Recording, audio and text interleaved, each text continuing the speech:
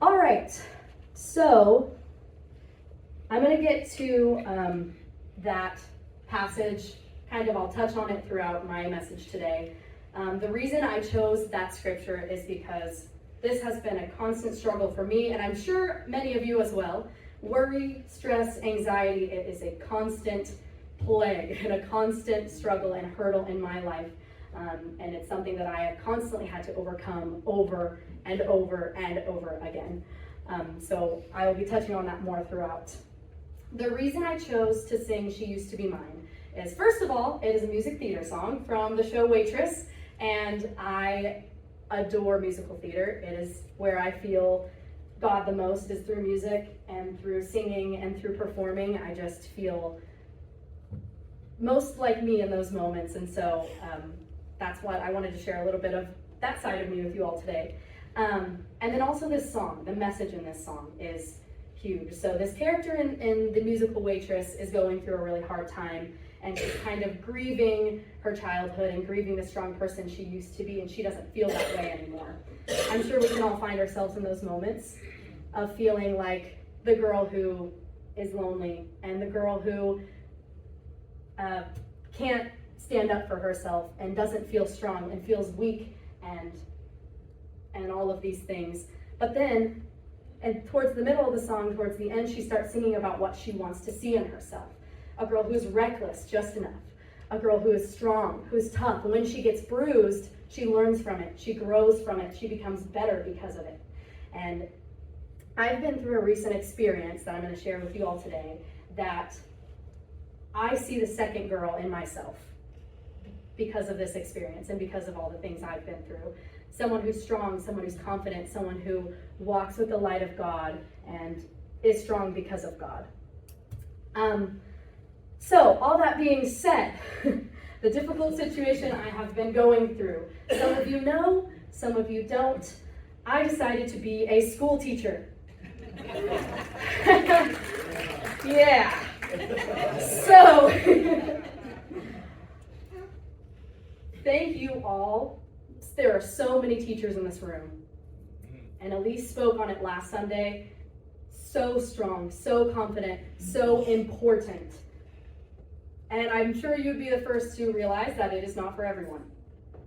Yes, amen.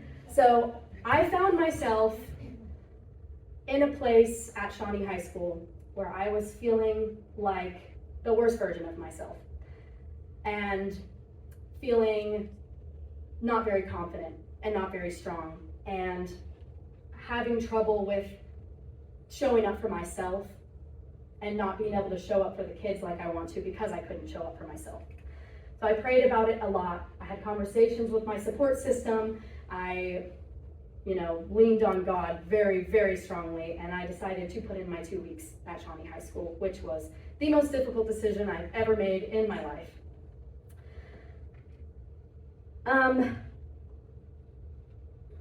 So this got me thinking a lot about callings and purposes and all these things, and I think we sometimes put too much pressure on that kind of stuff.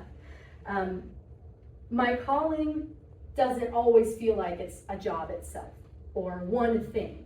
It feels like it's more than that.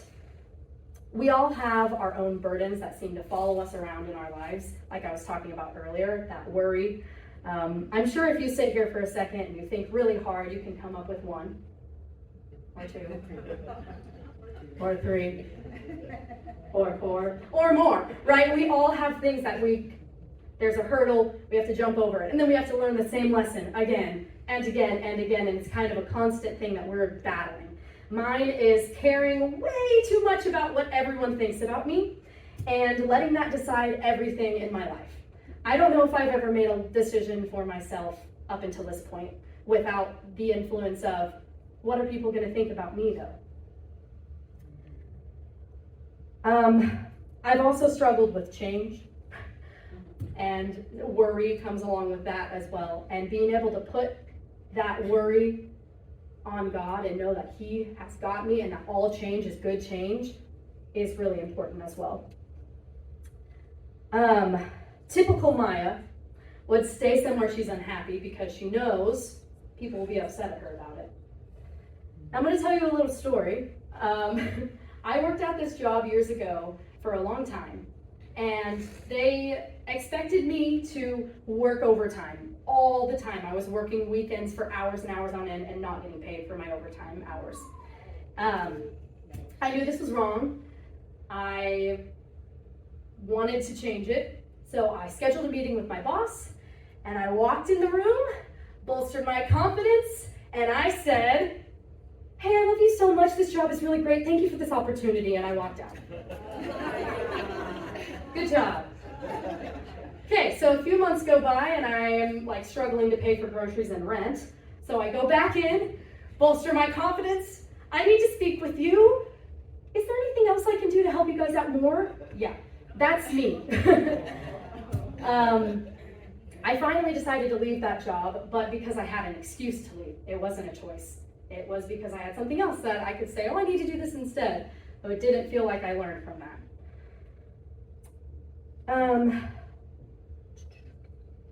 Scrolling. So I believe that my calling at Shawnee, because I was being called and being pulled there, once I started teaching and started the job, I just felt this strong feeling of being unfulfilled and feeling like it wasn't right.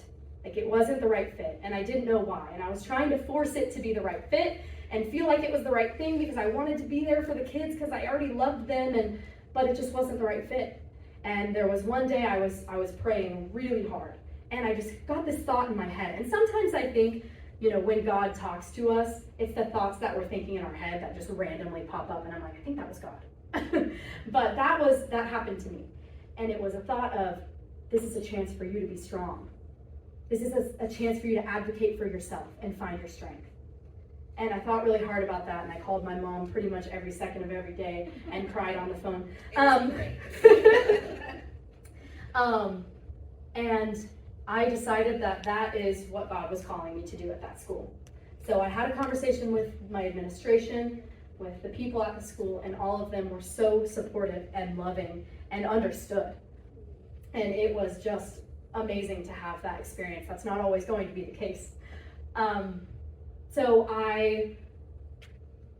now, after making the decision, I feel stronger and more confident than I have ever felt in my life because I did something for me, something that is going to inspire positive motion, forward motion in my life, and staying stagnant in a place where my life was burnt out was not going to be forward motion. I believe a calling is more about the journey and less about the end goal. It is about the people we inspire along the way, the person whose day you made by paying for their coffee, an estranged friend that you've learned to forgive, the lessons and hardships that we learn from and grow from along the way we're able to come into our own strength through Jesus Christ, because how in the world can I be a light for someone else if I can't be a light for myself? Each moment of our lives is a stepping stone to the next thing that we have to learn from. Each lesson sent from God to prepare us for the next lesson. Stepping stone by stepping stone, stair step by stair step. After a while, you turn back to look and the view is incredible. The best thing we can do in these moments is acknowledge this and trust that God always has us. We don't need to worry. We don't need to stress because God has us. We don't need to stay in something unfulfilling because God has our back. We don't always know what our calling is. We're called to be a light here, then be a light here, then be a light here. We don't always know what it means or who we're impacting. But I know that I wasn't supposed to remain in one place with my light being snuffed out. I shone my light at Shawnee and I inspired a co-worker. We met for coffee and we had this long conversation about God and about what a calling is and what that looks like. And it was just a wonderful conversation. I feel like I got really close to her and we had a lot of similar thoughts on this kind of thing. And then she shared with me a lot about her personal life and said the words, "I don't think I've ever made a decision for myself in my entire life." And I was like, girl, Sam, that's exactly what I'm going through right now. And I felt this confidence just lifting in her while we were speaking. And I was like, that is God. God helped me to inspire her just through this meeting, having coffee, and the choice that I decided to make for myself. And I hope that she feels that confident to make a decision for herself going forward, whatever that looks like. The new teacher at Shawnee High School who's taking my position is actually the middle school drama teacher. And her and I became pretty close through this process because I had no idea how to teach drama and I needed her so bad every step of the way. So she sent me a message saying that she got the job at the high school. And I was overjoyed because she is exactly the person that needs to be there. She is going to grow that program, be there for those kids. It is exactly what they need, and I think it's what she needed too. She was staying in the middle school position for a long time, I think with the hope of moving up to the high school and being the drama teacher there, but maybe she didn't have the confidence or the drive to move up into that position until she knew she was needed.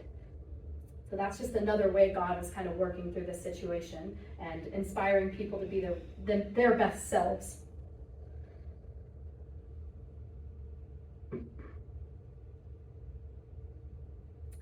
God is always sparking positive change, even when things are difficult. You know, I was not originally scheduled to speak today. I was talking to Jeff last Sunday, and he said, I don't know what we're going to do. We don't have anyone speaking. I guess I'll just talk. And I felt a tug at my heart, and I knew that tug was not from me. And so I said, Jeff, I'll do it. And here I am. Me standing up here speaking in front of you all today is a huge part of my strength journey and a huge part of me learning to go where God leads me. This is a part of my calling, just standing in front of you today, this one moment.